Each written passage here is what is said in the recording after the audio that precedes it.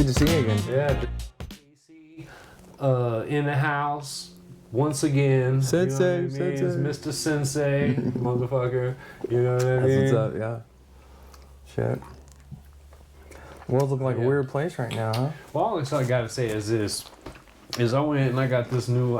Finally made the switch, right? Oh shit. To the iPhone. Everybody's been talking shit all these years about this iPhone. You got the iPhone 53? 13, whatever, right? So I get this shit. Man, it's just like the amount of shit that they want you to like give them. You know what I mean? It was like you went to do the old face thing, right? The face recognition, blah, blah, blah. Well, when you go into the settings to do that, it tells you like to do a backup look. Like with glasses, or put your mask on and do one with the mask on. Whoa, wait a minute. It wants you to wear a mask? Yeah, Are you serious? it tells you to do an alternate look like with your mask on. Wait a minute, just your iPhone? Like so that when you're doing your face recognition, when you go to open your phone or use it for whatever, that you don't have to take your mask off. That doesn't make facial recognition. Who the fuck came up with that? But why is it on the? It's like this. They're really trying to make it a regular thing. The mask? Yeah. What? Why is it on my phone? Why is it like the second thing? Like, yeah, do a second look like with your mask on. With on your cell. You just got that phone? Yeah, it's a new phone. You know what I mean? But I'm sure it's on every iPhone. But it wasn't on last. Software. Wait, hold on. It wasn't on 4 years ago. It's iPhone. got the latest update iOS software, which is on every phone. It's just this one does little different things than other ones do. But it was just weird to me when I was thinking about it. Like, why is it doing that? Like, why is it saying? Why do you think? I think personally, you know me, I have like a far out opinion. New World Order, like tell me, what do you think? Dude, like you've been overseas, you've been to war, you've participate in all these kind of things, all this crazy shit. You've been a person in America, you've lived in different places in America, like see all these different kind of perspectives, right? Like you have all different kind of people in your family. I guarantee you got different kind of perspectives. You know all kinds of people within your dojo or gym or family, at the house or your girl's friends. Everybody's got a fucking different perspective on everything. So it's like, what do you think when you think about like the masks and lockdowns and stuff like that? Like, do you think it's for everybody's safety and everybody should play along, or do you think it's like something nefarious? Dude, it's completely nefarious, definitely. You think so? Remember that whole jinn shit I fucking told you about? Yeah, you're talking about the jinn. Satan is a fucking jinn. He's a shape-shifting alien fucking creature. Flies, a bunch of them are flying around on UFOs and shit, abducting people, fucking them in the ass, hiding them in tunnels, eating them, whatever the fuck you want to come up with. Come here, boy. Right. All that shit is true story, whether on one end of the spectrum or the next. But check this out. Remember that whole fucking thing we learned back in Sunday school, Mark of the Beast 666? I didn't go to Sunday school. I went to fucking Sunday school, and they told us about this thing called Mark of the Beast, whether it was a 666, 999, whatever the fuck you believe. It's not important. The important part was how they got you to take that supposed mark of the beast, i.e. the fucking jinn, i.e. Satan, i.e. these fucking aliens that are supposed to show up and be like, yo, we're your new gods, worship us, take this fucking mark. You don't take it. Just like your mask, you can't buy, you can't sell, you can't trade, you can't shop, can't put your kids in school. Not fucking shit. All the masks. That's further than the mask. That's like but it's vaccine. The mask is getting us ready for that kind of fucking submission. And it may not be some fucking number on your fucking forehead, dude. It could be fucking anything. But when these motherfucking aliens or whatever the fuck they are decide to fucking reveal themselves, it's gonna be some straight up shit like that. And you'll be so used to fucking submitting to some shit that you'll be like, oh, just do it. It's for your fucking safety. So come on, guys. If they do reveal themselves, how do you think the reveal's gonna go? That is, man. How would you want it to go? Fuck. Would you want it to be like peaceful, or would you want it to be like the cataclysmic? Because you see both versions in like Hollywood. You'll see like, we want peace. We're gonna help you with forever energy and then they clean start your planet up and stealing your kids. Blah blah blah blah blah. just give us this many kids per year, or something like that. That's where they get the McRib from. Or we just come here and they just come here just to fucking devastate us. Nah. We're just gonna take your planet. Nah. See, check this out. You see how fucking Elon Musk and all those little fucking cronies and all those guys, those dudes, what's that dude who owns fucking Virgin Galactic? Oh shit, I have no idea. Some fucking dude. He owns Virgin Airlines. He now owns Virgin Galactic. And they're building like condos and apartments up there around the fucking space station. That's why Elon Musk has not only is he sending up those Starlink satellites, but they're sending up materials to build condos in space. Where it's like fucking over $1 million like for X amount of days in space or some shit to live up there in a condo. And people have to sit back and ask yourself, why the fuck is everybody rushing to space so fast? They're sending 3 to 4 rockets to space per day. Why are they in such a fucking hurry? Because check this out. Supposedly, there's a fucking asteroid coming. That's why all of a sudden you're starting to see that conjecture pop out with NASA talk about they're trying to figure out how to deflect an asteroid. They're fucking spoon feeding us. They're spoon feeding us, letting us know, hey, all the rich people, all the fucking multi-billionaires, all the stankin' are going to space, and the rest of us are fucked. Like the launch off the plane. Yeah, dude, that fucking fake ass shit, dude. The experience. Yeah, they're planning to leave us the fuck here. Spaceport America. And get every Virgin Galactic update. Yeah, they're trying to we go, become an astronaut, the experience. Mm-hmm. Spaceport America. Like who? Like I want to know who this is. Virginia Galactic, but Virgin Galactic. He owns. Want to give us. He owns Virgin Mobile. Richard Branson. Yeah, he owns Virgin Mobile. I really hope that there will be millions of kids all over the world who will be captivated and inspired about the possibility of them going to space one day. Yeah. I mean, we all have been. I know they were talking about like in maybe 2023 or something. Yeah, that's the video right there. There's like something going up and hanging up in orbit, up in the stratosphere for a little bit. They're selling tickets for something like that. They're just what where you'll actually be able to see the curvature of the Earth and all that stuff. They're like, yeah, for all you people who fucking, all you flat earthers, you can actually get up there now yourself and go look. You know what I mean? Who can afford that shit though? I mean, at this point they're gonna. I mean, it might be expensive, but it's gonna be getting to a point where it's gonna be like commercial. Cheaper than you think. Yeah, you know what I mean? Like, yeah, it might cost you a couple grand to go up for like an hour or two, but if you got a couple of grand just to go to space to hang out, somebody should whoop your motherfucking ass. Because I see a whole lot of hungry. I watched a documentary last night on Netflix about Los Angeles and many other places, and the homeless epidemic. Yeah. That shit is not the people being homeless, but the motherfuckers who live around them, who just walk by it. That's fucking disgusting. Because they kind of just come take over their neighborhood. True story. You know what I mean? Like, you're living there, and then one day there's like this homeless encampment downstairs, you know what I mean? Like, as soon as you exit your fucking little walkway, it's like there's a fucking house, a little temporary house here and here. A bunch of people living in their car. They're all surrounding you and shit, like, hey man, give me some money. You're like, oh, I thought I moved to a nice neighborhood. Like, next thing you know, you got fucking, nobody wants to come see you, even though you got a fucking view of the beach. You know what I mean? Because fucking bums are just covered the whole street. Well, it goes into this thing, man. We gotta fucking, you're never leaving Earth. At least we're not. Maybe our great grandkids will. We're never leaving Earth. You're born here. Your ancestors didn't fucking leave this motherfucker. But you gotta pay to live here.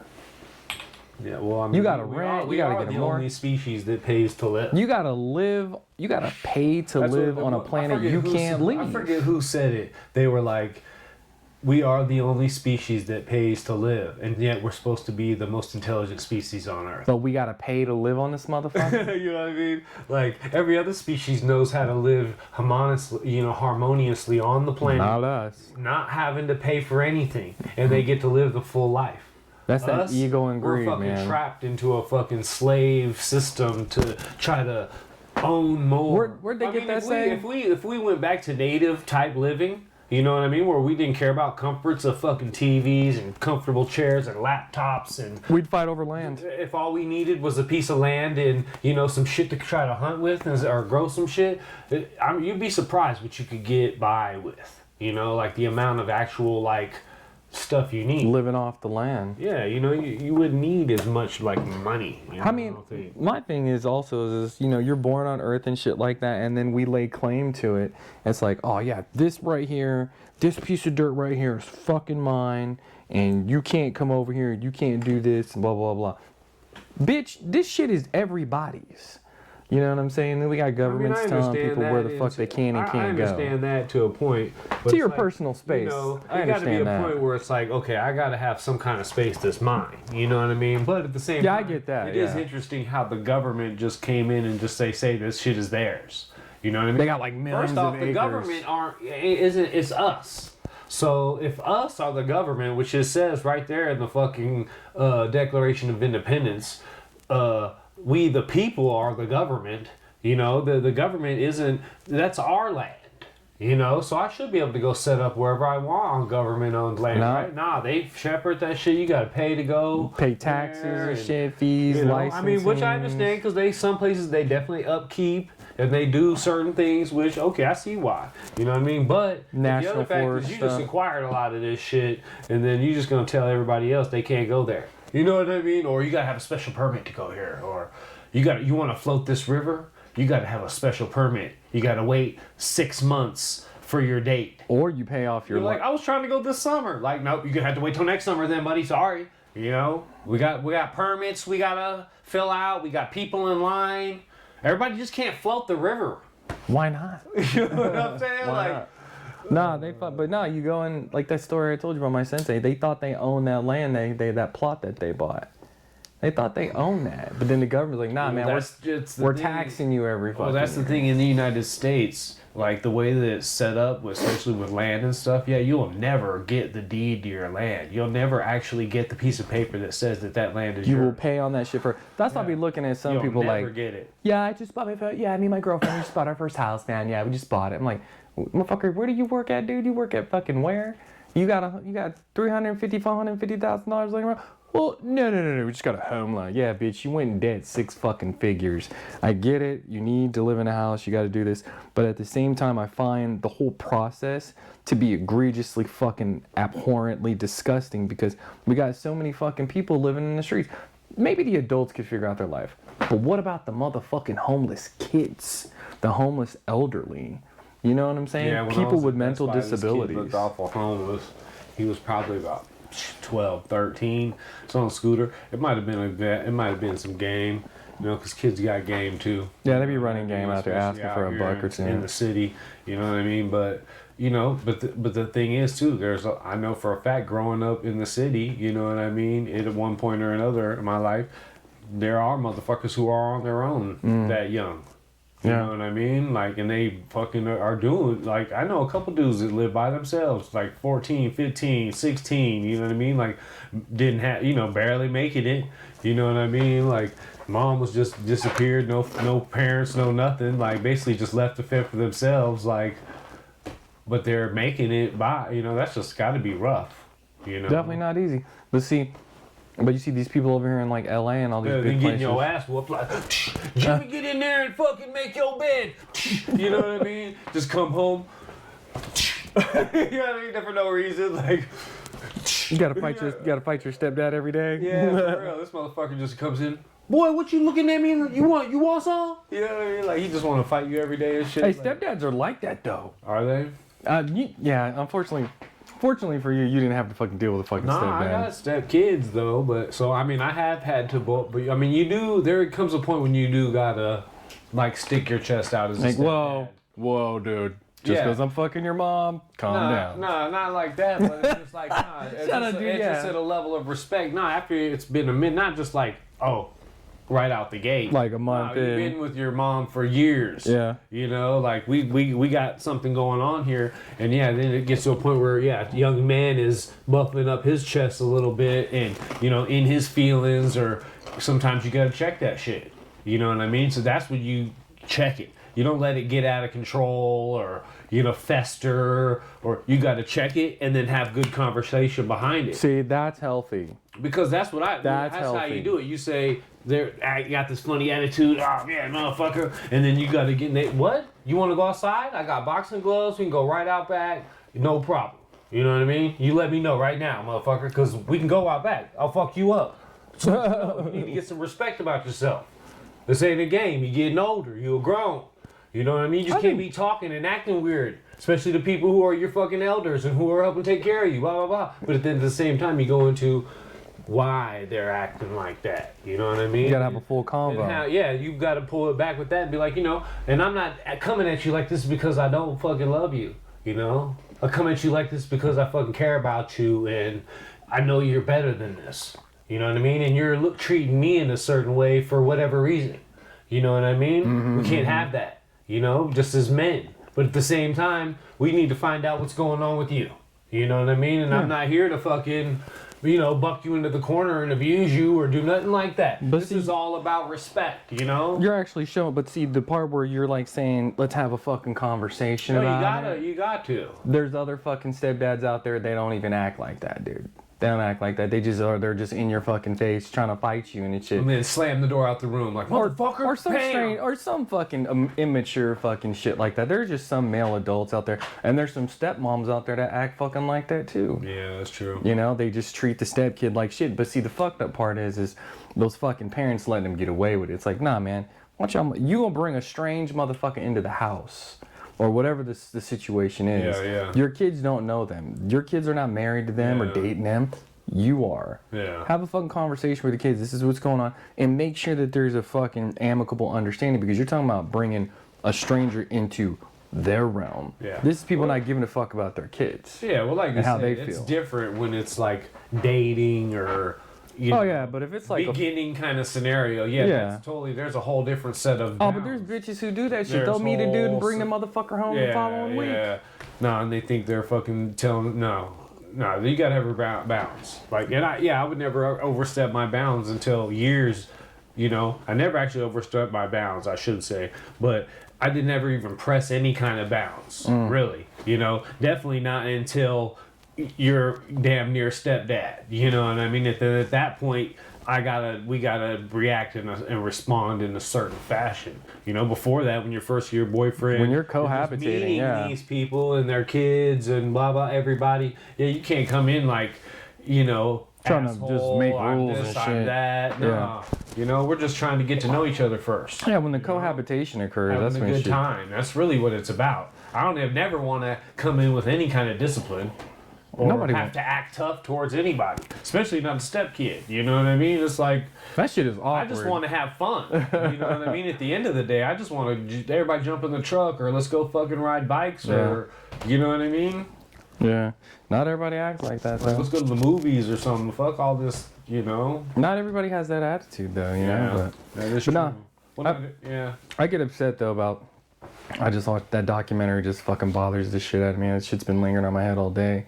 About just looking at those people, and then you see like the people in LA who are selling like all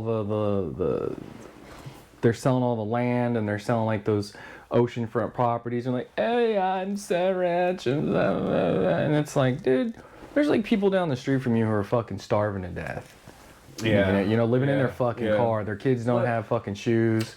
Like maybe the adults you could turn your nose up and say, fuck you, you made a bad choice in life. I'm more concerned about those teenagers and those kids and the people with the mental issues and the elderly. Yeah. Those people are kind of helpless. So I mean, I understand your sentiment. There's hella bread floating around. People got money. What would be a solution then? Because everybody talks about the problems. We see it. We've been seeing it our whole fucking lives. So what's the fucking solution then? Like for here in town in Vegas, they got a pretty good solution for veterans. You know what I mean? Which I like. You know, they're starting to build those little tiny homes and shit and lining them motherfuckers up. And that's fucked up. If you're a good, you know, that's fucked up. You get a little spot to stay. What's better than being on the street? You get a fucking bed. You got a fucking little place to stay. They're probably happy with it, but we're talking about. Think about it, man. We were both in the military. There's a serious sacrifice. If you're not doing nothing, that's what that. I mean, bottom nothing. I mean, you get a place you're to happy stay, with that. Yeah. Indoors, constantly. You're not on the street. You know what I mean? Like you got. That's. I guess in a perfect world. What are you trying to give them? You know. Like, I mean, in a perfect world, to me, I feel like. I mean, now if you could go out and you could put together another kind of veteran program, or maybe another. You know who's a good example? What country is a good example? Japan. 1% of Japan's population is financially destitute or homeless. That's and they got like hundreds of millions of people on those fucking islands of Japan and Okinawa. Yeah. Fucking probably percent. got a whole different kind of lifestyle out there, huh? Well, you know, if we really gave a fuck, but you know, yeah, we're totally capitalist, totally like. But look, people want you to wear a mask. The bigger the city, the more distant people are, even in their own communities. True story. You know what I mean? But they want you to wear a mask because they say, oh, you guys need to care about each other and give a fuck about each other. But you'll walk past the dude asking you for fucking 50 cents on a corner. Motherfucker, how much do you really care? How do you care about everybody wearing a mask and shit and cover your mask and care about each other? I don't see. And look, to answer your question earlier, what am I doing? Motherfucker, I empty my fucking pocket on a regular. God forgive me. I empty my pocket. I'm not saying what are you doing? Like oh, you're talking about what are you doing? No, I'm just saying like what's the solution? You know, the solution is we fucking check fucking people. That's a small. I mean, if you really think about it, we all. It ain't doing that. I know. But it's not doing much. Dudes, but what's that really doing? Like, you know, we're throwing little cups of water at the flames of a burning house. You know what I mean? Then we should ask whose fault it is. You see fucking LA and them, dude, they're charging like ridiculous amount of rent. Why the fuck is their rent so high? I'm reading online, they're saying, oh, it's because of the land development. They didn't build enough apartments and all this motherfucking shit like that. These motherfuckers over there in California, where the fuck they get all this motherfucking money from to do all the shit they're doing?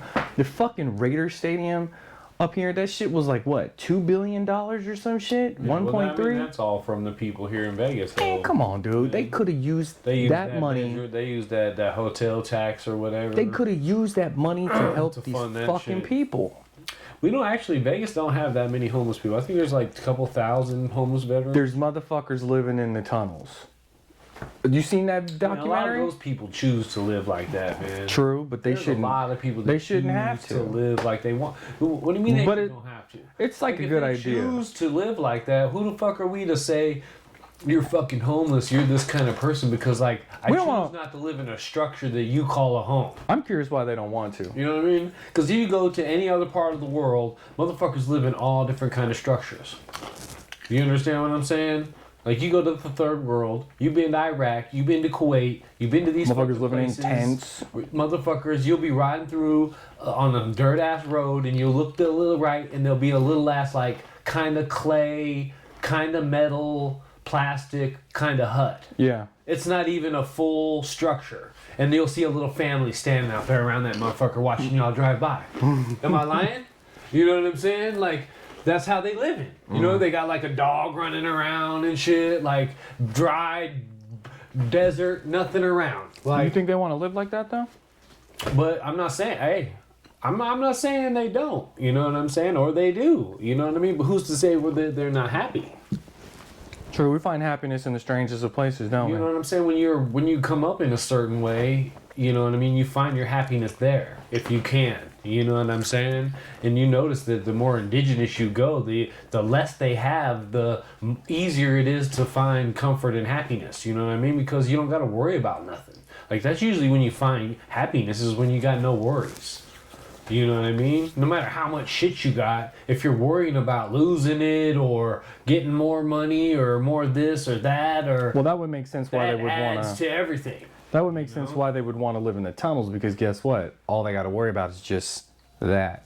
They ain't got to worry about car insurance and car payment and gas prices, fucking renter's insurance and so on and so forth, mortgages, all that. No matter what, no matter whether they got their tent set up over off the 215 right by the fucking washway, no matter where it's at, they got their own little setup.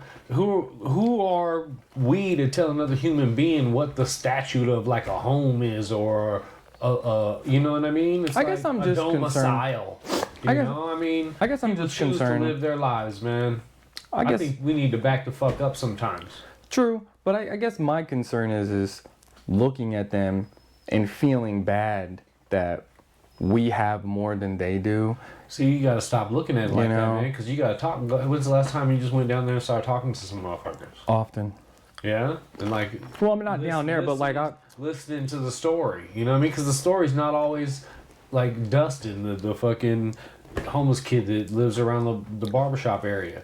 he's been coming around there since he was like 13, 12, I had a 13. Wait, is that that? And now he's like 20, mid-20s, late 20s. He got a brother. You He's know with his what I brother, mean? right? No, he's out there by himself most Oh, I of the thought it time. was the dude with the brother. But he's a little bum dude, and like he has just enough to circulate and do what he wants to do, and he's cool with it. You know what I mean?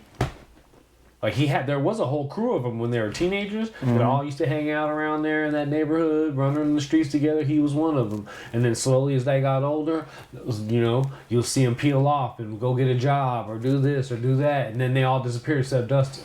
Dustin was the only fucking one left. That's the one that And come in he's the still barbershop there. and he's be sweeping the floor. Every once in a while he comes through, you know what I mean? And my I know shirts which kid to you're do talking about. something. Little dirty ass Dustin. I know exactly what you're talking about. I talked to him one time. He was sitting in front of the smoke shop next to that bar. Yeah. And I was like, why don't you go to the military, man? You're pretty young. And he was like, oh, I thought about it and blah, blah. I don't remember exactly what he said, but he didn't seem like he was him. very interested. Then there's like Stan, old man Stan. He passed away a couple years ago. Like, just, he had that lifestyle, you know what I mean? It was just like, you couldn't get him out of it.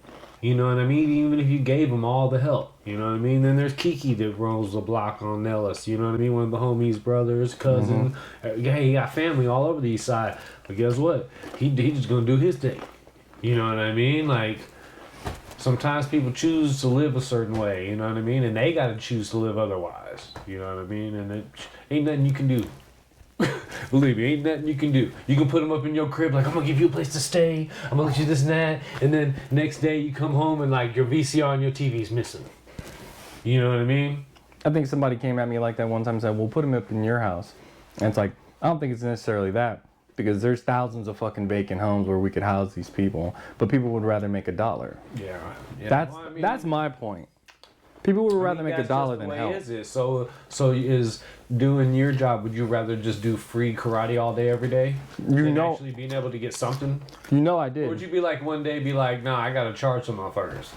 You know what? I was teaching at, You know what I mean? It's like, I was teaching at Clark County Parks and Rec. yeah, you were for a while. And that actually. shit was fucking free. I didn't get no fucking money off that. Yeah. And what happened was Clark County Parks and Rec, I started taking advantage of that. Yeah. You know, I made over $80,000 fucking dollars for them. Roughly $90,000 for them. I got it on a fucking letterhead and everything. And when COVID hit, I was like, fuck, man, you know, I need to make some extra money. So when they kicked us out of there because of COVID, I was like, I'm never going back to that.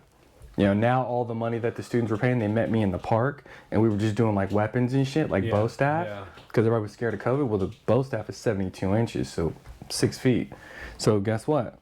They were giving me the fucking tuition money. I was fucking pocketing all of that. I was like, it's like, oh, I can't go back after this. fuck no, because the money was coming to me now. And I was like, this is too good. So to answer your question, no, I don't want to teach for free anymore. Yeah, see, that's the point. You know what I mean? It's like, nobody wants to give out their service for nothing. Now, if somebody came with some kind of barter, you know what I mean? That'd be different. You know what I mean? Yeah.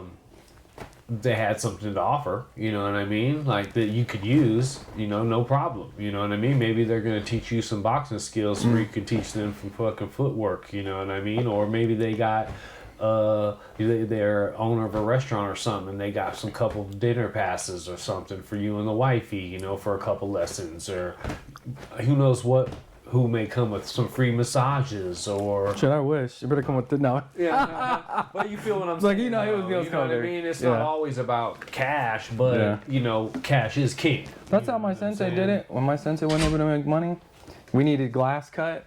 We needed mirrors cut to go up on the wall. So this dude was like, well, yeah, I'll cut this glass. You give me some classes. So my sensei gave him classes. He cut all the mirrors, put all the mirrors on the wall. Then another guy knew how to do plumbing and shit. He put a fucking bathroom in there. So, yeah, that does happen a lot. Yeah. It's just a little hand rub here, hand rub there. Always works out, you know? Like, I'll do that with like a mechanic or something. Have him work on the car or something. Be like, you know, because it'll be like one of my clients or something. Be like, hey, man, you know, I'll give you a couple haircuts or whatnot in exchange for, you know, this service. It would cost this much. You know what I'm saying? Yeah. Like, because I'm going to have to do the work anyway. You know what I mean? So it's might as well just do a little barter. You know, they don't got to come out of the pocket when it's time to get a haircut. You know what I mean? And they do a little side work, you know? Yeah, I think it used to be that way back in the day. the old years of karate, you would have to clean up the dojo for your instructor. Remember, mop, sweep, if you dust, all that shit. Yeah, motherfuckers don't do that now. My students are ready to just bail. I'm like, nah, fuck y'all. Get over there and wipe down all the bags, all the fucking heavy bags. Clean up the bathroom, lock the back door. Excuse me, turn out the lights. They try to just leave. Yeah. So, but it's this new age where it's not about me enslaving people. It's about you learning, you know, how to just respect your training environment, whatever it may be. Just like you respect the barber shop, or Yeah. you know, you're not gonna leave your place all fucked up and messed up. Yeah. No, nobody wants to be around that. No. That'd be crazy.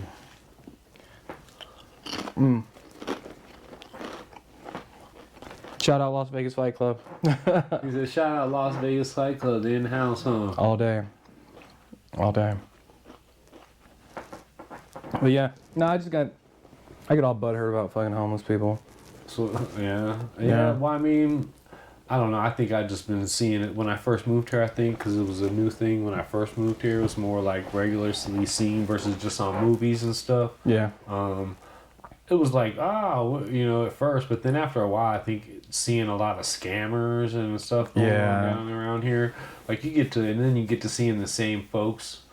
Over and you see the same homeless people everywhere. You know, and you get to know them sometimes, and it's like, yes, there's certain ones I help out, you know, and other ones it's just like, you know, kind of just because they could help themselves, you know, like you're young, you're physically active, you're physically able, you know what I mean? I've done talk to you before, so I know you're mentally fucking square. You take your ass to the military. But you're just choosing to be a fucking bum. Yeah. You know, fuck it. You ain't getting no one out of my bread. You gotta do something for it. You know what I mean? At that point.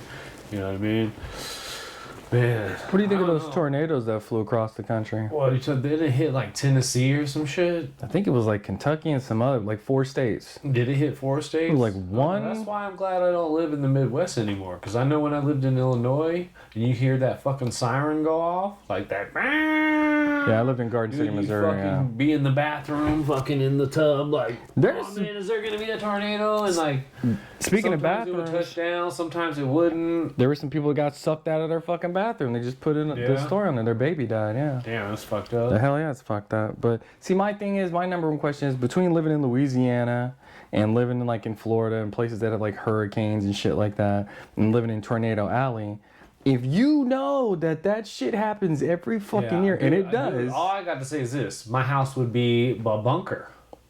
I'd have some good ass insurance and a bunker I would just literally build like a 2-story home below ground because you know that ground ain't hard out there. Yeah. You know, you could easily dig down 2 stories, concrete that motherfucker in, have a fucking flat top so if there is a tornado, that motherfucker can go right over your shit. Mm-hmm. You know what I mean? Have like an underground, you know, because they got those garages that you fucking roll up, push the button, and they come out of the ground, like the park in that bitch, and the tent one. I don't know how it is, but they got them so that you can put that bitch underground too. You know what I mean? And then you're just, if you're gonna live in that area and you got bread, man, I'd have a whole different thing. I don't understand how people be living out there and that shit happens every fucking year. Smart. You just put yourself like in. If you're gonna live near the coast, right? And you know there's gonna be fucking hurricanes and all these kind of things. You gotta build your home to where it's like you can combat all those things. Nah, you know what I mean? Literally like on some engineering type shit. That shit looks Not like just a put fucking. my soft home right on the end of the beach. Nah, them motherfuckers. That shit looks like an insurance scam to me. Because you know why? They get a hurricane every fucking year, and yet they're still there. And you better believe that they have fucking homeowners insurance or something. I believe it's a fucking insurance scam. Why live there? I don't necessarily if it's a scam or not, but if you're like they're getting if paid. You're from that area, right? Check it out. You're from that area, or you moved there once upon a time, and it's dope. You're like, oh man, this place is fucking. Yeah, if you move there for the first time. The food's cool, fucking people are dope. Yeah. And you're living there, and then a hurricane comes in and takes out your fucking house, but you get cashed out on your shit, and then you can just buy a new house. Right, and go right back there again. It's like, why would I move? Right, that's what I'm saying. You know what I mean? It's a fucking insurance This is exactly scam. why I pay insurance, motherfucker. Mm-hmm. Like, for this moment right here. Like, instead of being that dickhead homeowner that lives in Nevada that pays home insurance and then, like... Nothing ever happens. Will ever happen. Like, the only thing that might happen in Nevada is like a water heater break-in or, your AC going out. Or like, oh my shit, my fucking roof fucking caved in. Remember? Because it rained. Yeah, yeah, my fucking. You got an old roof. Yeah, you'll need it then too. But even then, it's like they gave me some bread on that though. I got a little bit of bread off that. That was pretty cool. Like natural disasters, here, it's like they probably don't even sell you much. Like, but you probably gotta buy like flood insurance or something. That's it. I don't remember which one I got. I went through fucking Geico and they fucking sublet through Assurant. It rained in spring back in April, and the fucking the way they did the roof on the partition of the house, it just came all in. It got all my fucking brand new leather couch and shit. When you were renting that house over there, huh? But thank God I fucking went and got that fucking insurance, because I was like, I don't know about this shit. And they cut me like fucking a pretty good chunk of change. I keep renter's insurance, you know what I mean, for just when I'm moving around. It was worth it. I was happy I got it. A little insurance, just in case some shit does happen. I was happy I got that shit, yeah. But speaking of disasters and shit, fucking or cataclysmic events, I think Las Vegas is like on top of like a shell. A shell? Yeah, like of like, say the San Andreas fault hits and like it gets like huge tremors or something. Like underneath Vegas, it's like hollow. What? Yeah, look at that shit out, dude. What? Look. Yeah. I don't know. We would fucking fall on the ground too. And look, as trifling as everybody is in Vegas, kind of deserve it. I'm just wondering what it's gonna be. I fuck my share of bitches. I'm not gonna lie. I'm gonna fall in the hole too. So. Yeah, Vegas is supposed to be on some sort of, I don't know if it's a fault line or it's just the way this shit is shaped up. I don't know. I could have swore we were in a fucking bad spot if a fucking like an earthquake happened. I don't even know what to like. Type in. What would happen if Vegas got hit by an earthquake? What I look for. If Vegas got hit by an earthquake. You ever see that movie 2012? That movie was hella good. It says there's Walker Lane, which is a region of seismically active fault lines hugging the border between California and Nevada. That's all I can see. Las Vegas earthquake hazard and seismic vulnerabilities. Because I know we felt a lot of what do they call those? Aftershocks. We'll feel a lot of aftershocks out here, but no, yeah, I don't know. Like if California fell off, what would happen to Vegas? Something gotta happen. I don't know. Well, I mean, we're surrounded by mountains, so hopefully we'd be somewhat like maybe protected. Maybe not. You know, maybe we just get sucked up just like the rest of the West Coast. Wouldn't we get if Yosemite? I mean, really. I mean, Yosemite's kind of stupid. If it shifts or something, who knows how it's going to shift? Yeah, we don't know how the fucking tectonic plates work. Scientists are still trying to. They don't know how that shit works. They're trying to predict it, but it's so far unpredictable. So, and then Yosemite ain't no fucking joke. The motherfucker's been talking about Yosemite for a long time. Or what is he? Yellowstone? Yeah, Yellowstone. They've been talking about that for a long time. They said it's gonna blow sometime, right? You know what I mean?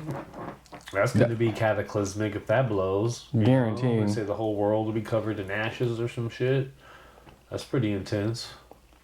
Question is when you look at like, so you know, I don't think you have to be religious, but you kind of try to look for like little tips and hints in like history books and religious texts to kind of give you a hint of like what the fuck might come. Yeah. If you believe it or not. Yeah. I don't see anything that says the whole world is going to be covered in like. That it's gonna, that's end times. Well, I mean, to be honest, it's just gonna probably be a repetitive end time. You know what I mean? Cold or hot or some kind of meteor or... I believe an asteroid is coming like a motherfucker. Like, I really believe that. That one's happened a few times, you know what I mean? I don't see why that one wouldn't happen again. We're talking about a planet that supposedly they think has been here for a couple billion years, you know what I mean? Like it's gone through so much, you know, we're here for a little, you know, we're being here for 30, 40 years, a couple thousand years. maybe 6,000 recorded, you know, or what they will claim is recorded, you know. See, that's mad crazy though, because think of it like this, because if fucking dinosaurs are like billions of years old. Wait, how old are Dinosaur dinosaurs? bones were put here to test your faith. Hundreds of millions of years. Wait, how old They're are not dinosaur real. bones? They were put here to test your faith. Hundreds of millions of years old. No, they were just put here so you could find them and make them think that they were there to test your faith. Because Well, the Mormons said that? yeah, no, I don't know. Somebody said it. Fucking Mormons. 4,000, the Earth started. There was nothing. Oh yeah, There was aren't we like something. we're like 5,000 years old Out or of something darkness, like that? Then there was light. But even the pyramids alone are more than fucking 50,000 years old. I don't know. It's interesting to watch all the people talk about the different theories on pyramids. You know what I mean? And there are a lot of. I like the more real spiritual, interdimensional explanations. You know what I mean? Versus like, oh yeah, they just built these pyramids just because yeah, it doesn't serve any kind of purpose as far as like a normal Pharaoh's pyramid does. You know what I mean? It's built in a specific way that if it works like a couple people theorize, does look like an energy conduct like. So the constellation, so the association that they made with the pyramids of Giza, that specific constellation. With the three organ belt. Now, if you pay close attention to that 12-year-old kid that was in fucking Quebec or Canada, the 12-year-old kid, he went in and for like I think a couple of years followed all these different constellations in the sky and was able to locate a brand new pyramid in South or Central America somewhere based on the constellation in the sky. And that was so fucking strange. Also, so you got those three lines that some people call Orion's belt. Well, that's the three pyramids of Giza, obviously. Yeah. But if you move up to like the 1 o'clock position, so you're looking at a clock, that fucking star is a representation of a place called Heliopolis. All right. And on Heliopolis, which is northeast of the three pyramids of Giza in Egypt, there's a fucking like a stone.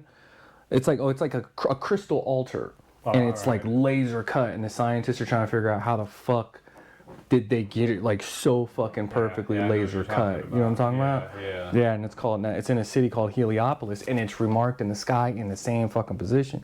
So you gotta think of it like this. If you look at all the fucking stars in association with the planet, you should be able to fucking follow those stars and end up finding some shit.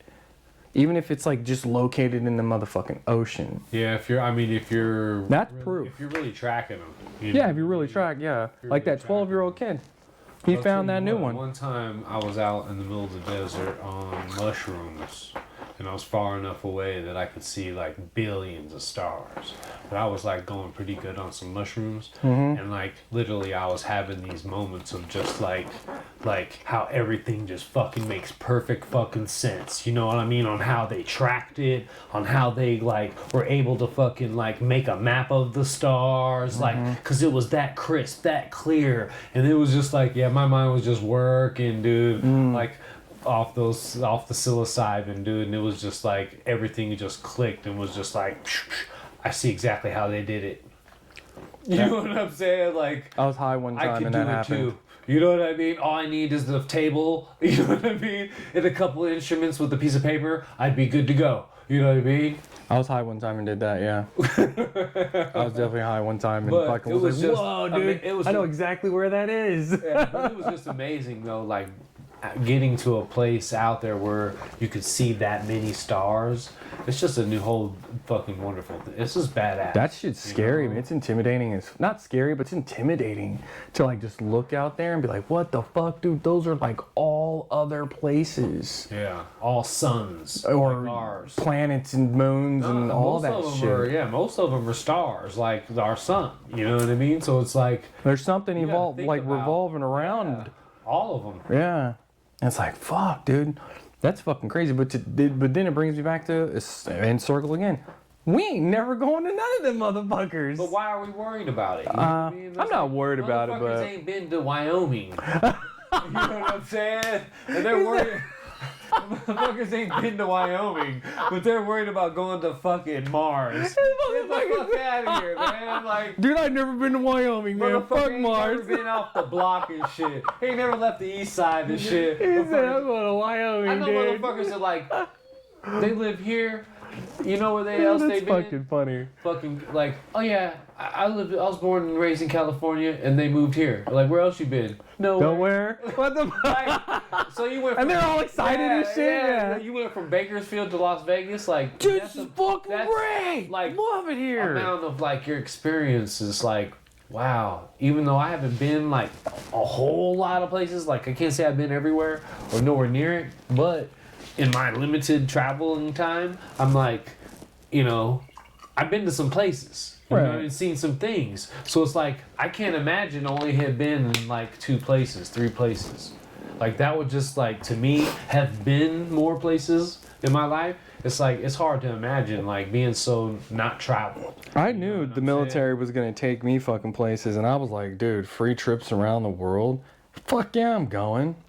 Because there was no way I was going to be able to afford it on my own. Yeah. You know? Yeah. So, some people are like, I'd never go to the military. And it's like, motherfucker, continue to flip burgers. I tell you what, though, the military had its suck moments. Like, most of it sucked. But I tell you what, it's the dudes that you met while you were there. That made it worthwhile. That you had while you were with those dudes, no matter where you were at. Because you could be in the suckiest spot, period. And somebody always did some stupid, funny shit. And depending on who you're there with, could be a great time. You know what I mean? I had some great dudes around me a lot of the time. You know what I mean? So that made it real nice. Shout out Robert Woods if you watching this motherfucker. Yeah, this dude was cracking me up. He commented, the one was like, I wish I would have known that fighting. Because like this is like my second to last night in Georgia. We went out to the club in Savannah, and me, him, and this other dude ended up getting it. And shout out Antonio Marissa. I forget what his fucking name. Antonio Banderas? Nah, he always comes up with some fucking cool ass fucking name, kind of like you do. You know what I mean? With some crazy alias name. Anyways, me, Woods, and Ellis. Anyways, we went downtown Savannah, and we ended up getting into a scrap with some dudes, and it was I guess he ended up getting socked on the go in on one of these dudes. I didn't see it, and then we ended up getting split up, and then by the time we met up, it was just like, it was all the shit. And then like 2 days later, I was out of the mill. I was signed out on terminal leave, and I'm gone.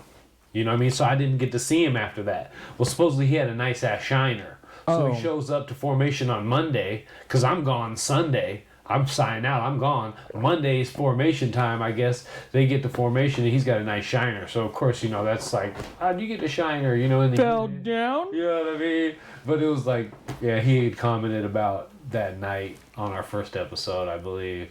Oh, was that what he was talking about? Yeah. I read he's like, I could have used that when I got my eye knocked out. That's what he said? That's what he was talking about. I was wondering, I was like, what is he talking about? That's my boy, dude. From That's what's up.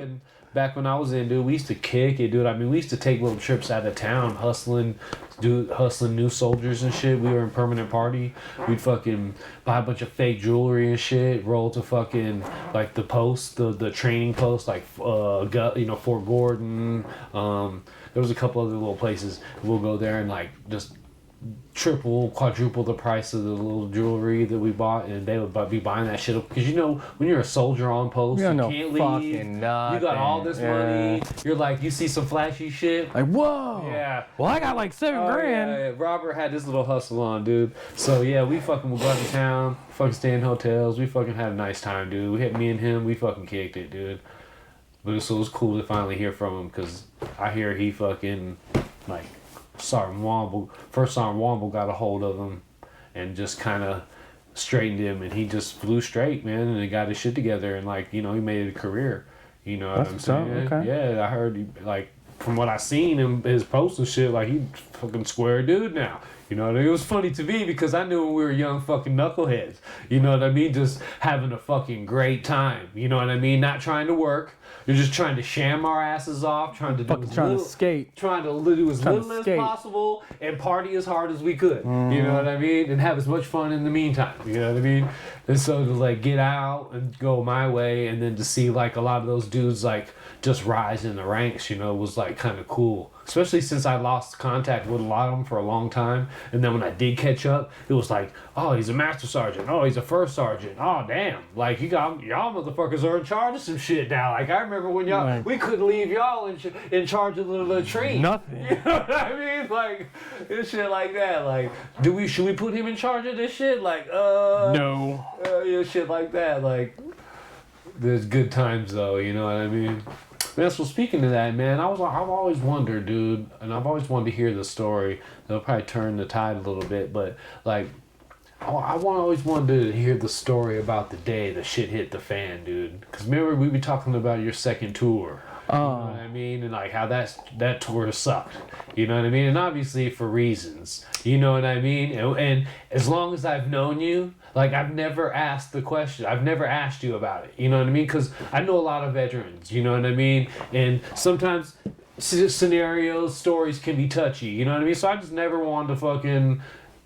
It's never been like that with me. It's like I always felt like if somebody was gonna tell the tale, they'd tell it. But we're getting to this point where we're on the fucking podcast. You know, I want to know. I'm sure there's other people that want to hear. You know what I'm saying? Like some of your second tour. You know what happened on your second tour that like kind of put you in the scenario where it was like I've had enough.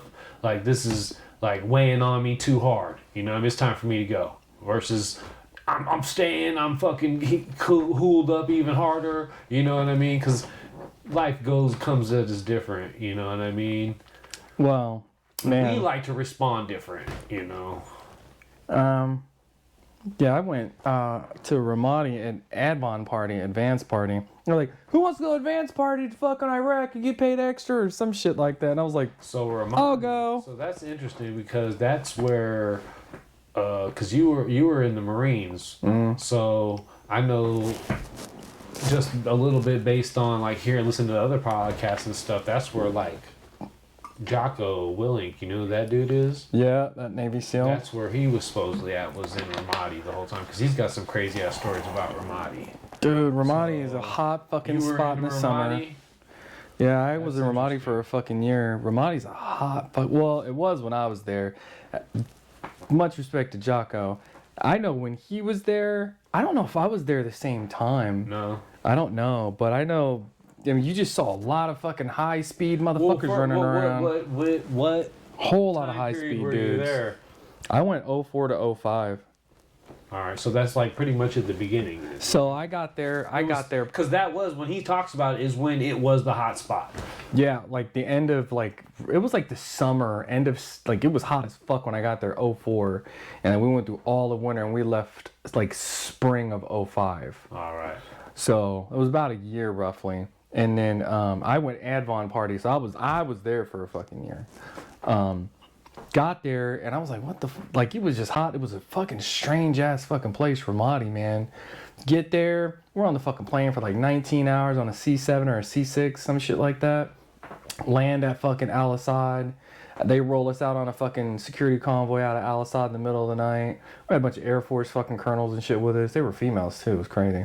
And rolled out, got to Ramadi in the middle of the night. We were fucking dead exhausted, slept. I remember being like asleep and like in and out of like waking up and shit, and there's just all this fucking noise, and you would just hear it. Like the very first time I heard incoming, like indirect fire, boom, boom. I mean, and it wasn't like, it's like mortar, yeah, mortar, and then you could hear the fucking rocket comes in, 1 or 2 rockets, and it was every single fucking day. Every single fucking day. It slowed down pretty good during the winter though.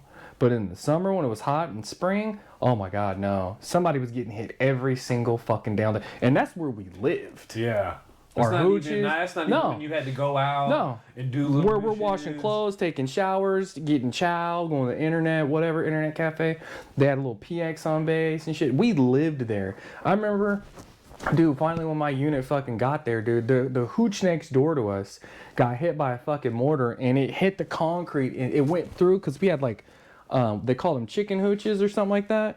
And it was like aluminum, but it had like siding in there and no windows or anything like that. So it went through the fucking roof and was stuck in the concrete. And I remember we're all in there looking at like, what the fuck? There's like, looked like one of those Nerf footballs. Oh, shit. My bad. Yeah. This motherfucker. Damn it. Technical difficulties, people. It's alright. We're probably making all kinds of noises and shit. Like fucking it up. There we go. Okay. So no, we went over next door to go look at this hooch, and one of these mortars, it was just like a little small mortar. It looked like one of those Nerf footballs with the wings on the back. Yeah, yeah. Remember that? That's what, and it was what you're talking about. It was stuck in the concrete, Damn, and we so all it left. didn't go off. No, it didn't go off. It didn't blow up. Dud, huh? Yeah. So did you guys have to bring in the fucking EOD. guy? Yeah, EOD went in there and they got rid of it, and that was the end of that. But had that shit gone off, man, they'd have had us dialed in, and they'd have hit our fucking hooches all fucking summer. Or whatever fucking time period, but it didn't go off, so they didn't get to dial in our fucking living quarters for the Marines. But I just remember that entire fucking duration of living there. How by that hit would they have been able to tell where anything was? There was some dude. Arabs lived on base. Yeah. There were Arabs who lived there. They were translators. I personally believe, but I don't have any proof that those fucking translators were the ones fucking giving these motherfucker coordinates. Yeah, you think so? I personally think so, because I saw a couple of them with the little fucking, remember those little... Or they just basically know where y'all motherfuckers are, and they're just lobbing shit in maybe there, hoping that fucking they take somebody out, some bloody remember those little Americans GPS, out. those little deer GPS you could use when you go hunting? Yeah, yeah. Yeah, you would see a couple of those guys walking around with that. Oh, but eventually what happened was they confiscated all of those from all of the translators. Did they? Yeah, they ended up doing that because we were trying to figure out, how are y'all hitting the fucking base every time? Fucking CBs from Hawaii well, I don't know if they were from Hawaii, but CBs were getting hit, fucking soldiers were getting hit, Marines were getting hit, sailors were getting hit by fucking indirect fire all the time. And I just remember being asleep the first night, or the first day. Indirect fire by meaning like... mortars and rockets. Yeah, mortars, or somebody bobbing grenades. Yeah. Or... There was never any, like, nobody, like, tried to storm the fucking thing and get in a gunfight. No, it was always rockets and mortars. But one of our missions of 5th Battalion 11th Marines was we were fucking running security convoys and shit like that. I think 311 was there with us, 3rd Battalion 11th Marines was there with us. And we would run the Syrian border, Jordanian border, Korean village, KV. We fucking did Operation Phantom Fury in Fallujah when the army lost fucking Fallujah. So you were Ramadi's in more the north end of Iraq. Where is it at? I am not gonna bullshit. I don't know where the fuck Ramadi is. I just know they sent me and I was there. I mean, you're going to Syria. You said you're going to We Syria, drove all the way to the Syrian border, the Jordanian border, to pick up fucking... Yeah, you're young back then. You probably didn't give a shit about... Where exactly? I was trying to fuck army bitches every little bit of free time I got. Every time you go anywhere, you trying to get. Why would you not try to fuck the local pussy? Walking around the whole time with dick just and shit, huh? Why would you not? I might die the next day. I'm gonna get this last nut. Fuck that, dude. That doesn't make sense. Oh yeah, so we went to, I believe it was Camp Anaconda or Camp Justice. We went to go drop off some fucking Iraqi police fucking vehicles. Had some Iraqi dudes in there. It was a whole bunch of fucking vehicles. And we get up. You were convoying to like protect them? Or? Yeah, security convoy. We just basically rolled with them, make sure they didn't get like hit by any, IEDs or whatever the fuck. So yeah. Get up there to Camp Anaconda or Camp Justice or whatever the fuck that place was in Baghdad. And we had like 30 minutes before we rolled back out after we dropped them off. Right. So we're like, well, fuck, let's go hit the fucking PX, we're here, grab some fucking Cokes or something, beef jerky, whatever. You got an opportunity. Yeah, because we didn't have time to hit the chow hall, so we're like, fuck, we're just going to go to the store. So we're all up in the fucking store walking around. I bullshit you not, it looks like fucking Walmart United States. All kind of electronics, iPad, Mac. Well, I don't think they had iPad at the time. Was it like a bazaar? No, this was a government-run thing. Oh, all right. Yeah, the army had set that shit up. Like on the base. On like a little base in Baghdad. Yeah. All right. And so we're in there, and there's all these fucking army girls walking around, like fucking mass sergeants, first sergeants. So how long did you guys have there? Like 30 minutes. Oh, okay. Before we had to jump back in the convoy and roll back out. I'm trying to get his dick sucked in fucking 30 minutes. No! Look! Like, there was no... I got 30 minutes, girl, and we're out. We're pushing back to Dude, look. Ramadi. Look, I'm telling you. Yeah. That's funny. What the fuck happened? Yeah, you're good. Okay. No. So, no, we're in there and we're all like running around trying to buy shit, get Cokes and, waters or whatever. And I was like, wow, man, this fucking store is badass. And there's like these fucking army girls, fine ass army girls walking around. Black girls, Hispanic girls, all of them. And they're like, no dudes. None. So they're like walking up on us and like asking, like, we're trying to shop. And they're like walking up on us and they're like, hey, what's up? Blah, blah, blah. And dude, they're like considerably higher rank. I was like a corporal. I was like E4. These motherfucking bitches were like E6, E7, E8, talking to us. And they're hitting us like, yeah, how are you guys going to be here? And yeah, this is my friend, Staff Sergeant such, blah, blah. And if you hang out with her, you can have me too. And they were making all these weird ass army girls. We'd never been there. We'd never seen them before. Look, dude, it was fucking crazy. And I just remember looking like a fucking E8, it was fucking, she was thick and fucking thick ass fucking E8 fucking black girl. And I was like, what the like, we got 30, I don't know, but we got 30 minutes. There was no fucking time. To me, I thought they were trying to trick us. Oh yeah, like some old undercover, like. Yeah, like they were trying to like act like, I don't know, I thought it was a fucking you're like, trick. Get hightailed it out of there. Nah, we ended up fucking leaving, but that was a weird ass thing. I just never seen that before because. So, did anything interesting happen on that trip, or was that just a trip? So, no, but on the way back to that base, again, on another fucking occasion, there was this fucking team called Alligator 6. It was just some random army unit who was supposed to escort us back into Baghdad to go fucking pick up some vehicles to escort out. We're pushing through some fucking area of the fucking city. It looks like a normal, like, highway. Yeah. Some part of Baghdad, and... Mind you, I'm on fucking radio in the lead vehicle with the Lieutenant Ziegler, shout out. And I'm in the back listening, hey, Alligator 6, this is fucking Spartan 2, what's your sit rep, because they're pushing and they're in like the best up armored vehicle ever. They got brand new fucking everything. We're in like raggedy ass, beat up ass shit. And we're fucking trying to keep up with them. And they got hit by an IED. So it blew out like one of the rear right vehicle's wheels, and they just started hauling ass and took off. And so we stopped, and we're just like shooting in fucking every fucking direction. We don't even know where it's come from. All right, I was like, contact right, fucking Alligator 6 been hit by IED. I'm on the radio, fucking Alligator 6 is like, yeah, we just got hit by IED, just push through. And it's like, fucking push where? Where did you guys go? Yeah. What is your fucking position? They left us. Just ran off like a bunch of bitches. Left us. And we're like, what the fuck? So we had a Blue Force tracker in the vehicle. It was supposed to let us know all the fucking friendlies on the battlefield or in that area at the time, but comm fucking sucks inside a fucking city area with all the fucking metal and fences and poles and things. So shit got really difficult, and I had to really fucking exercise and learn my fucking job in that fucking situation, because I could not fucking get calm to work. Even though we weren't taking any fucking small arms fire, we didn't take any indirect fire other than that one IED that hit the army convoy, and like again they left us. We ended up linking up with them probably a fucking hour later, but yeah, that shit was just fucking, that was a strange fucking scenario. And then did I say about that fucking gold Humvee that pushed all the way through fucking MSR Mobile? No. Oh, man. This is so fucking random. So fucking random. We set up like a fucking checkpoint on MSR Mobile, Military Service Route Mobile. It's probably less than an hour outside Ramadi, headed toward HIT and all these other places. We set up like a checkpoint. We're like checking vehicles and shit. Yeah.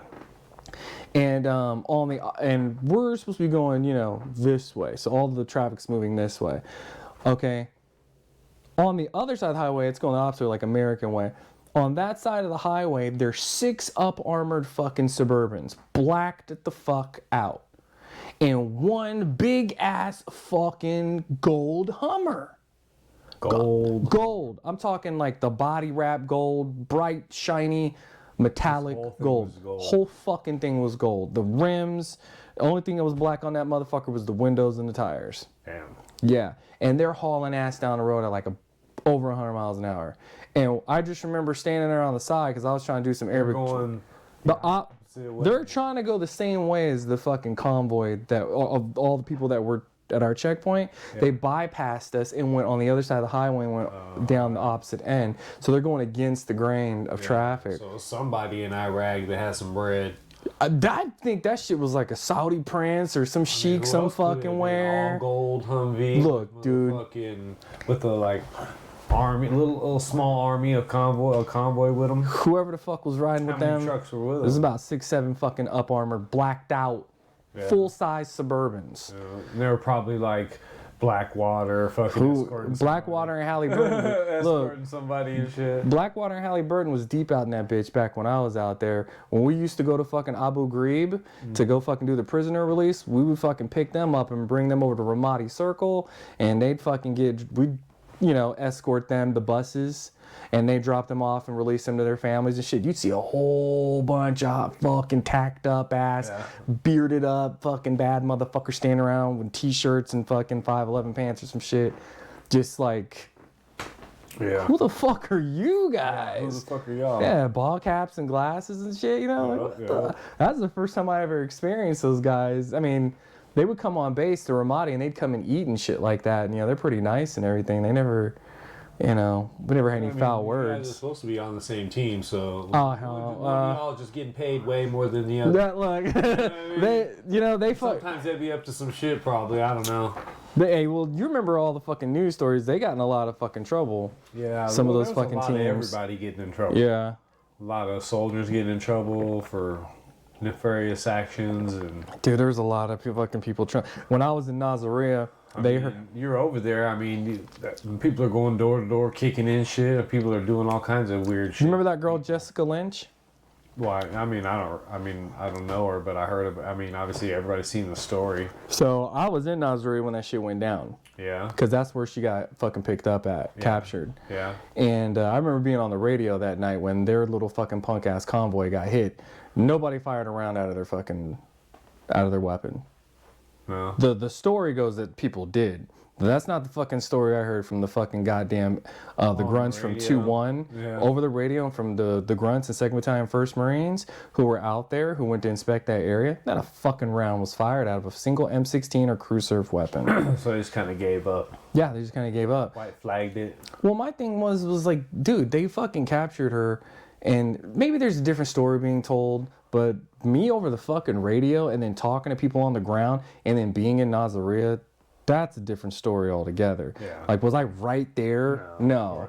So it's all speculation. Yeah, it's quite a bit of speculation. But besides probably one person. Somebody knows what the fuck is up. She's the only one that knows the real truth. I'm trying to figure out why did she get it? Why did only... It doesn't really matter. I mean... Only she got $1 million book deal, though? How come none of the other fucking soldiers got $1 million book deal? Well, because she was the one they propped up.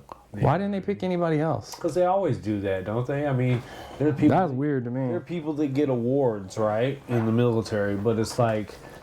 okay, yeah, they probably deserve some awards, but like a lot of other people deserve awards too, but they don't like give awards to everybody all the time, for everything. You know what I mean? Like, I guess they kind of do, for important things, but it's like, there are definitely some kick-ass dudes out there that deserve probably more than they get. True.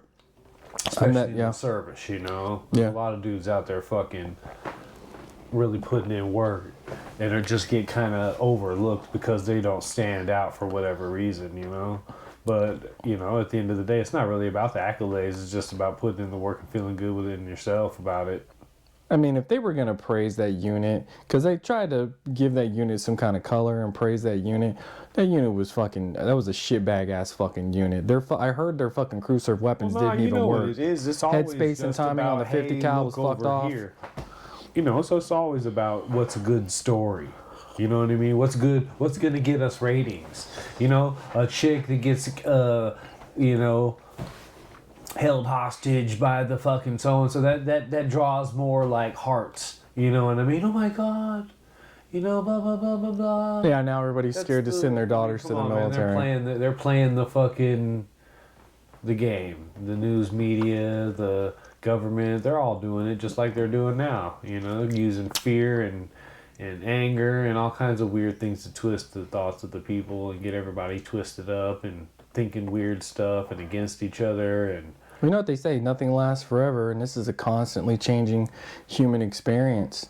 this whole fucking thing is a crazy ass human experience, man. Oh yeah, it is. You know, all the shit that we're just going through. They constantly fucking just peels back, and there's more and more and more. You know? Yeah. One time, one moment in time. Then here comes some other shit. Yeah, this is a strange fucking human experience. It's crazy because I heard an imam, I think his name is Dr. Zakir Naik, Muslim imam, like a scholar. He says that before we were human, we all made the choice of coming down here. And so this dude was right, and some dude was arguing with him saying, I didn't fucking choose this shit, dude.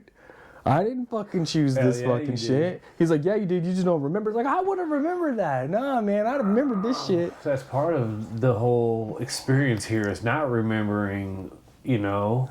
I mean, what was before? How do you gain a full experience if you can remember all your other trials and trips and, you know what I mean? Like if you are reincarnated in infinite times, right? And each time you come here, you want to like gain some kind of a new awareness to where your consciousness can expand overall just a little bit bigger through a different experience. But if you remember all your other experiences and that you're even in this experience, are you going to experience everything to its fullest? Like, are you going to be really involved in the play, like as a real character, or are you going to be like the actor in the knowing that you're in the play, you know, knowing that when you fall off this building that there's going to be a soft catch at the end versus, you know, what actually happens in the movie, you know, it could be really dangerous, you know. The game of life versus the game of, you know, with those are two different experiences, you know, like falling off the thing and not knowing, like the scene. I'm gonna give you a real good example how they did it. The scene on Die Hard where the guy's hanging onto the roof at the end and then he fucking lets him go and he falls. Yeah. Well, to get that dude's reaction, they didn't tell him they were gonna let him go.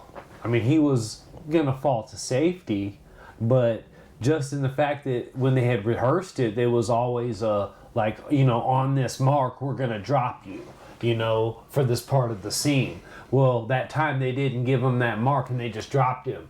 And then they got that real reaction out of him because it was, you know, you're given that true life, you know, non-actor response to this versus knowing that you're an actor, knowing that when they say this, I'm gonna fall, and I have to give an emotion to me falling. You know what I mean? Versus thinking you're gonna fall and you give that true emotion. You know, when you come here to Earth every time, you're blocked out so that this time here it's like it seems unique in its own, and it is.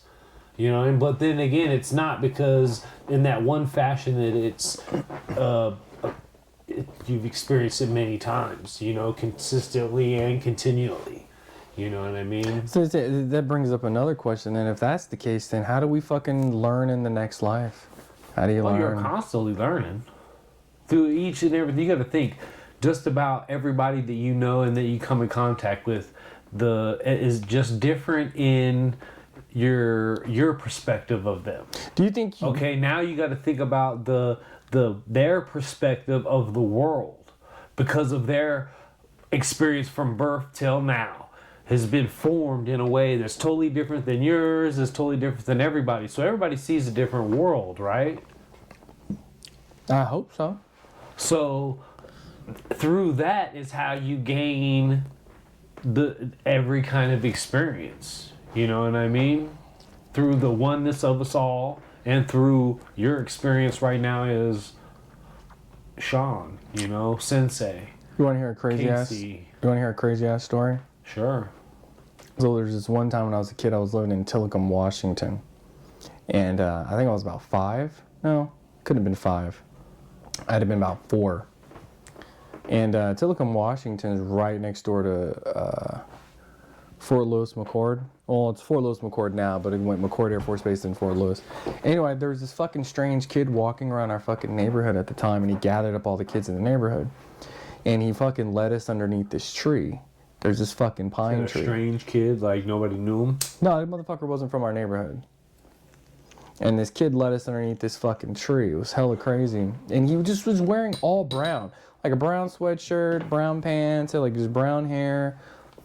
Pretty plain looking fucking kid. You know? And he had led us underneath this fucking tree. But his age was really ambiguous. Like we couldn't tell how old he was. Really? Like he kind of looked like preteen, but kind of adolescent. You know, those kids? Yeah. So...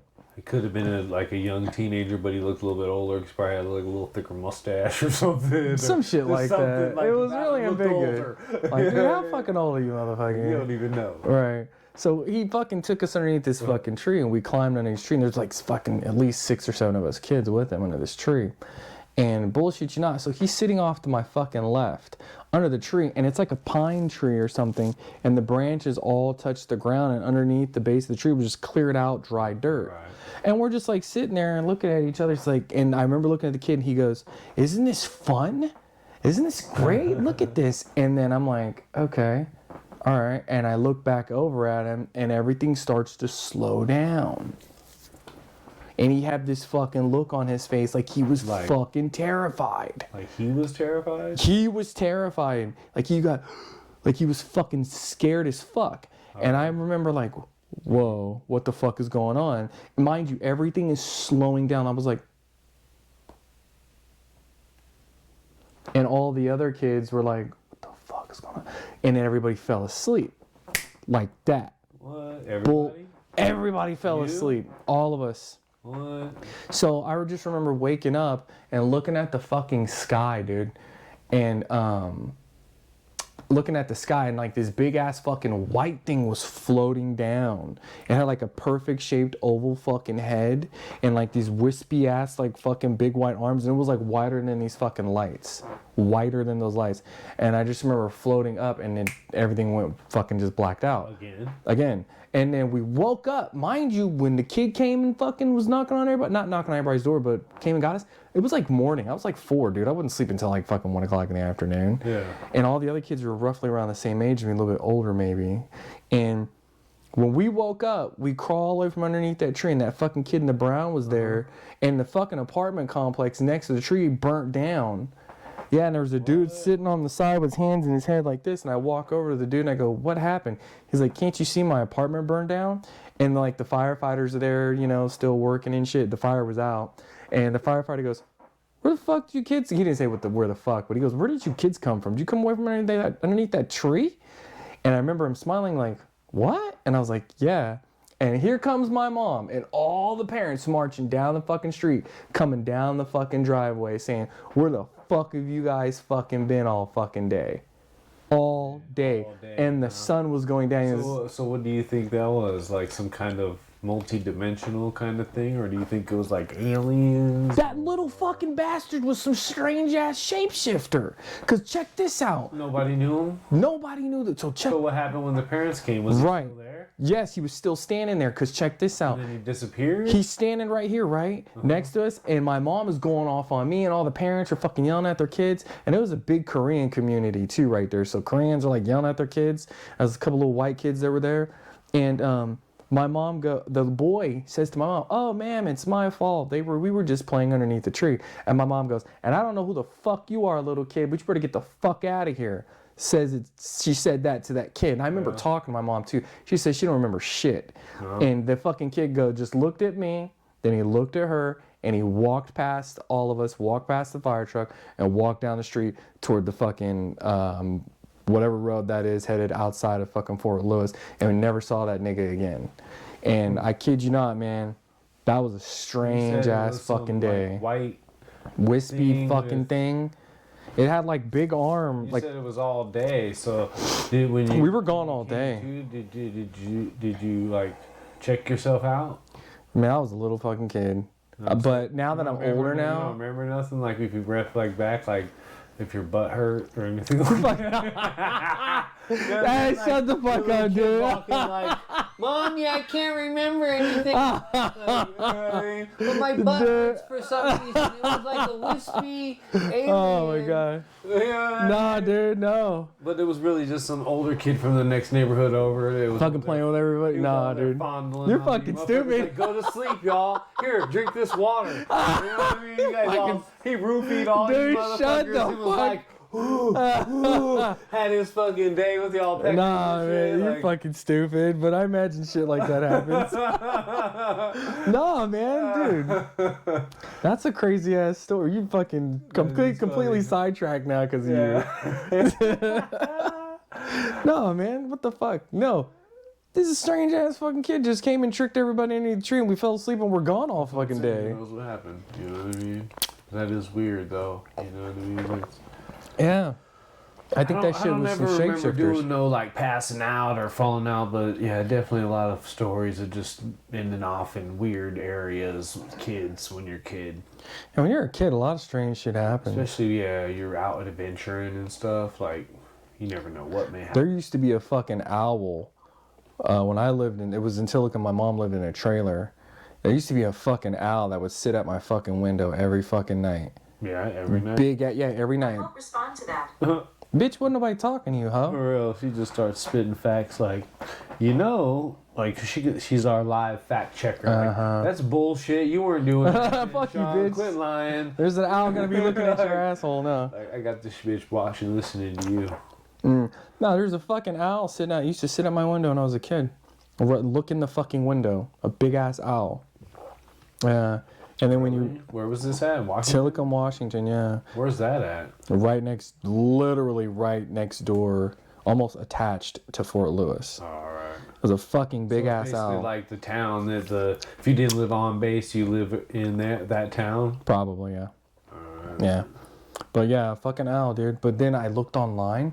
If you look at some of the fucking UFO sightings and shit like that, people describe fucking owls like standing on the side of the road. Yeah. And it looks like an owl, but it's not a fucking owl. Isn't that like the whole like kind of Bohemian Grove kind of thing, like the big owl? I thought that was a bunch of fucking praise to the owl. That's like all Northern California coastal kind of. I thought those guys who were. knows where that stuff comes from? That could be some old pagan stuff, you know what I mean? I thought those guys were like some fucking child molesters. I thought that's what they were. And who knows what? I mean, I don't know. I've never been there. Like, you can just hear what goes on there, you know. I mean, I've heard other people. Reporters supposedly infiltrated the Bohemian Grove. Who infiltrated it? Alex Jones. Fat ass Alex fucking Jones. Dude, he got video. I mean, he did the whole thing. You can go to his page or out the InfoWars. That dude dug deep on that shit. I don't believe them niggas. Got that shit on video. I don't believe he them got niggas. the whole ritual, like all that shit with the burning out, with the owl and shit. Like, yeah. I don't believe that nigga. You know why I don't believe them motherfuckers? I don't know. Because they He fucking be on to some shit. disinformation. They fucking, you'll find out some shit, be like, yo, what the fuck are they over there doing at Bohemian Grove? And be like, well, let's investigate that shit. And then they'll fucking pay some dude and a fucking egregious amount of money to lead us in a completely different direction about the same subject. That is always a possibility, you know. I believe that shit is real. You can't doubt that either, you know what I mean? But then you can never doubt the fact that maybe somebody did fucking. Why the fuck he ain't dead? Footage. I don't know, maybe because that's why I think they're fake. What's that fucking dude's name? What's that dude's name? The motherfucker who is searching out all the UFOs, previous CIA or FBI, whatever. I can't remember that motherfucker's name. Fat ass dude with he only got a little bit of hair right here. No, I don't know. Oh, I can't remember that fucking dude's name for the life of me. He's a recent ass guy. He's whistleblower for all this UFO shit. He supposedly used to work for the FBI. I'm like, motherfucker, if you were really dropping dimes like you claim you are, you'd be fucking dead. You'd be motherfucking dead. I don't know, man. Why they ain't kill him? He used to work for they FBI. do kill a lot of people. Why he ain't dead? Or they just like, kind of assassinate your character so where don't nobody believe you, so it don't matter what you say. Like that Bob Lazar dude. Yeah, Bob Lazar, people. I don't think that. I think that dude's full of shit too. You wanna know why? I know a lot of shit. Bob Lazar wore a T-shirt on the Joe Rogan show, and I fucking searched up the fucking stock for the shirt he was wearing. Yeah. And I bought the fucking stock for $1 to see what it was going to do on Robinhood. They fucking forced my stock back on me because I didn't purchase more. And then closed the stock out and sold it all. Was that something to do with that? Was like 3 years ago. Website, or has that got something to do with just that stock? That fucking stock. That could be Robinhood. I mean, I'm not familiar. Bob Lazar was fucking in. Or nothing. So Bob Lazar, what's that got to do with him fucking? He helps make those supercomputers. Telling a true story on Joe Rogan or not. I think he's full of shit because he goes on to say that there's like some sort of material that can be used to fucking drive a fucking vehicle in the sky or whatever have you. Whatever that material is that he's talking about, yeah. But what I've seen, and mind you, I saw this I was 16 years old, getting off work. I worked at a Chinese restaurant, and I was in Grandview, Missouri, right outside Richard Gebaur Air Force Base.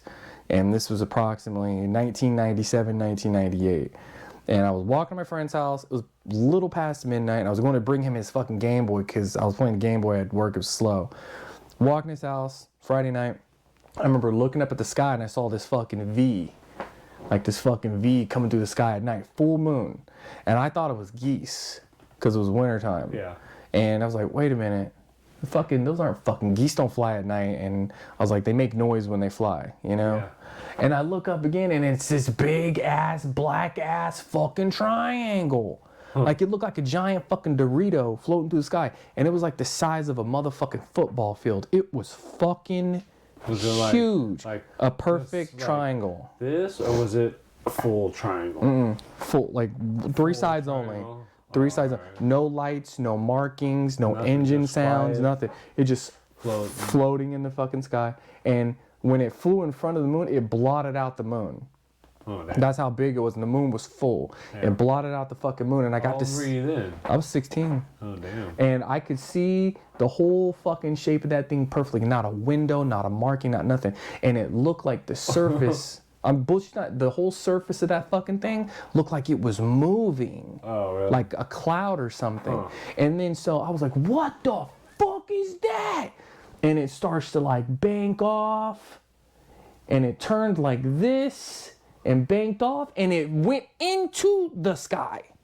Like just disappeared? No, like there was like a curtain. It went that's what I'm saying, just disappeared. Yeah, behind, like it went into another dimension. It went in between the motherfucking sky, and there were like these pink waves, like that only lasted like 3 seconds. Now that's called wave propagation. Wave propagation is dictated by what? Frequencies, which tells you right there, Bob Lazar is full of fucking shit. You don't need. How do you know? That could be just one way. Maybe that's one way, but there's a guaranteed way to open up other dimensions with a frequency. You know what I mean? I know we can open one up with a frequency. I bet. Because there was wave propagation in the motherfucking sky. Huh? I saw it, plasma waves. Fucking plasma waves in the sky. It disappeared like it flew into water, dude. And it was gone. It did look. And Einstein's theory of relativity, accelerating an object at fucking 290 million meters in a matter of 2.9 seconds, that's got to be bullshit too. Because that's what's needed to achieve string theory. How could that be possible if I just saw a fucking giant triangle go to another dimension by only using a motherfucking frequency and saw wave propagation in the sky? I think there are things that they're starting to like prove that Einstein's full of shit. Oh, this dude's high as fuck. This dude is so high. But that's gonna happen over. Dude, you're high. Just like he proved some shit that other motherfuckers weren't onto. Like somebody. Look, nigga, I'm not a genius. The next new thing that's gonna outprove everybody else, and then pretty soon there's gonna be somebody else that finds the next new thing. I wish I had everybody else out under him. I wish I had a degree. It's gonna continually go. I wish I had a fucking degree. What's supposed to happen. I mean, in physics and theoretical physics. Everything is infinite. And rocket science. I wish I had a degree in all of that shit, dude. Because you know why? I would prove that fucking shit right. That's the problem with guys like you and me. We didn't go to MIT and fucking get to study theoretical physics and all that bullshit or physics. So when we see something in the sky like a giant black triangle that's unmistakable, people listen to our story and say, "Oh, dude, you were drunk or high.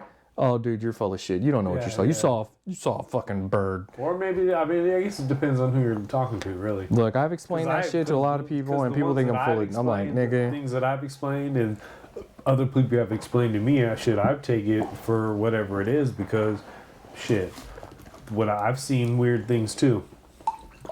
You know what I mean? Like when we were in, I was in Maui, and it was like midnight, and I was on the beach with my girl, and we're looking across the, we're just chilling on the beach, just relaxing and looking across the bay or whatever, because they got little boats right there off the shore, and you can kind of see like, the lanais over there, that the other little islands over here.